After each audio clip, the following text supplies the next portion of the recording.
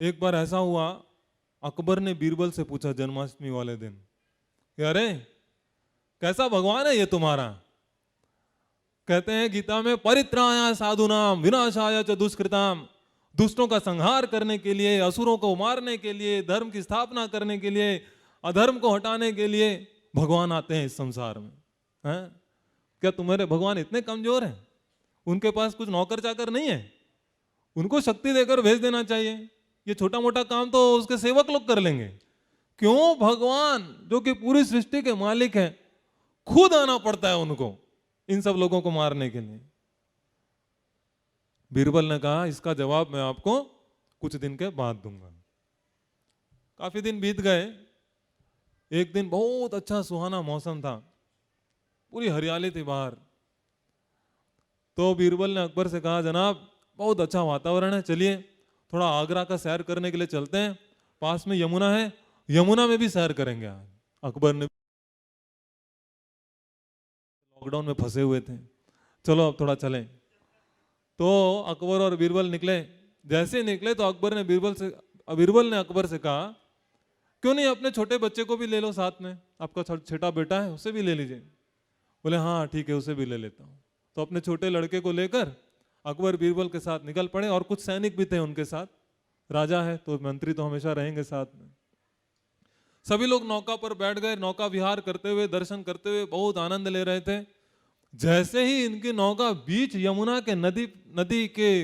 नदी के बीच में पहुंची, जहां पर नदी बहुत गहरी थी, ठीक वहां पर अचानक से बीरबल उठे, इस छोटे बच्चे के पास आए, उसका गर्दन पकड़ा, उसे उड़ेलते हुए, ढकेलते हुए, खींचते हुए सीधा यमुना के अंदर।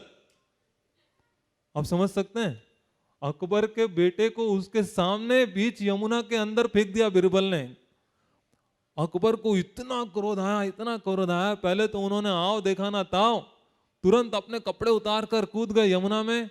तैरते हुए अपने बच्चे को पकड़ा, किसी भी तरीके से उसे वापस नाव पर रखा, खुद भी आए, उसके पेट से पानी निकाला, वापस होश में लेके आया। अब जैसे ही वो बच्चा होश में आया, तुरंत अकबर ने अपनी तलवार निकाली और सीधा बीरबल के गर्दन पर। यह कैसा दुस्साहस है, कैसे हिम्मत की तुमने ये करने की? उसने कहा सर मैं तो आपका सवाल का जवाब दे रहा था। बोले क्या, कौन सा सवाल, कैसा जवाब, ये क्या तरीका है?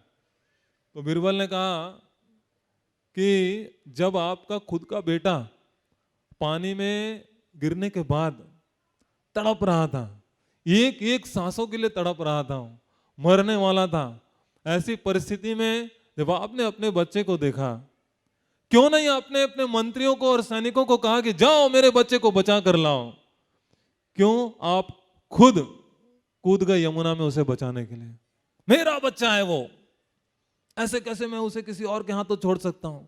मैं खुद शक्ति रखता हूं उसे बचाने की, प्रेम करता हूं उससे, मेरे जिगर का टुकड़ा है वो। तो सोचिए, तो बीरबल ने उसे बताया बस यही कारण है कि क्यों भगवान स्वयं इस धरती पे आते हैं जन्माष्टमी वाले दिन। क्यों? क्योंकि वो अपने भक्तों से इतना प्रेम करते हैं, इतना प्रेम करते हैं कि ये काम किसी और से कराने के बजाय कहते हैं अरे मेरे भक्त हैं, मेरे खुद के बच्चे हैं, मैं जाऊंगा उनकी सेवा में। तो वो स्वयं आ जाते हैं, जबकि उनको आने की कोई आवश्यकता नहीं। वो तो स्वयं परमात्मा के रूप में सभी के हृदय में निवास करते हैं। यदि चाहे तो बस केवल एक नस को पकड़ लेना है हृदय में, अपने आप हार्ट अटैक आएगा, मर जाएगा। क्यों उनको आके हिरण्यकशिपु के साथ इतना लंबा लड़ाई लड़ना है, कंस के साथ लड़ाई लड़ना है?